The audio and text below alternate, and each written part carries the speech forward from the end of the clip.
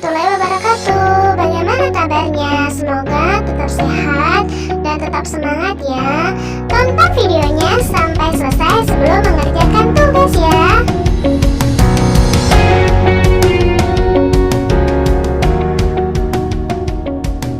Video kali ini kita akan membahas mengenai petunjuk pengisian formulir. Itu merupakan lembaran kertas atau kartu atau tayangan atau halaman yang memuat informasi tertentu untuk mencari keterangan, mengumpulkan data, atau memberikan informasi kepada pihak yang lainnya atau sebagai bukti fisik. Itu sangat umum sekarang ini karena hampir kalau kita mau ingin mendapatkan sesuatu atau melakukan sesuatu harus mengisi formulir terlebih dahulu. Misalnya kalian nanti kan ini sudah lulus kelas 6 akan daftar SMP. Yang paling harus dilakukan pertama kali adalah meminta formulir ya. Nanti kalau mau daftar SMA juga gitu, nanti kalau mau kuliah juga gitu.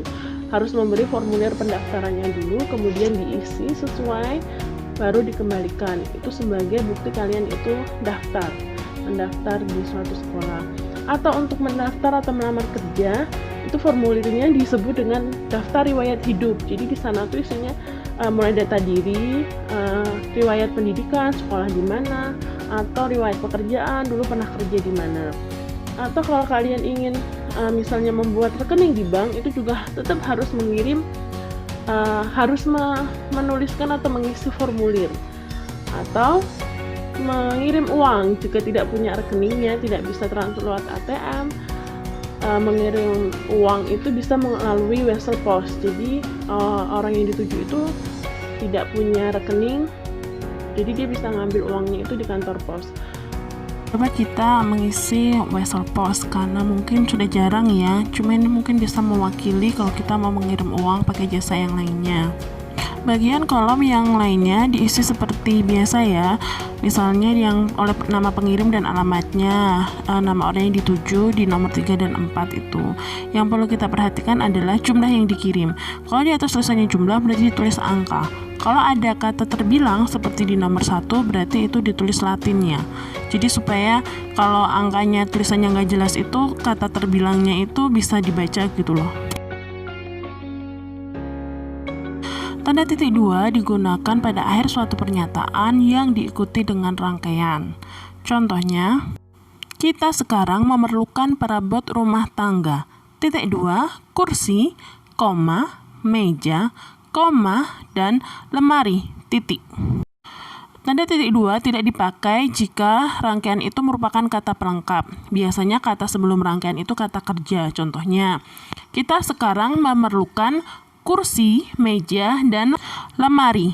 Kata sebelum rangkaian kursi, meja, dan lemari itu kata memerlukan yang merupakan kata kerja. Jadi kalau rangkaian di depannya ada kata kerjanya tidak perlu dikasih titik 2 ya. Tanda titik 2 dipakai sesudah kata ungkapan yang memerlukan penjelasan atau pemberian seperti berikut. Bentuk seperti ini biasanya akan sering kita jumpai ketika mengisi formulir ya. Yang ketiga, tanda titik 2 dipakai dalam naskah drama yang diletakkan sesudah nama tokoh. Contohnya, ibu titik 2, tanda petik, bawa koper ini nak, tanda seru, tanda petik. Amir titik 2, tanda petik, baik, koma, bu, tanda petik.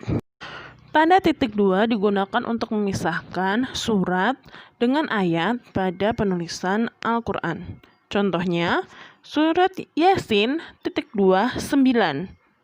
Setelah angka titik menunjukkan angka ayat pada surat Yasin, yaitu pada ayat 9.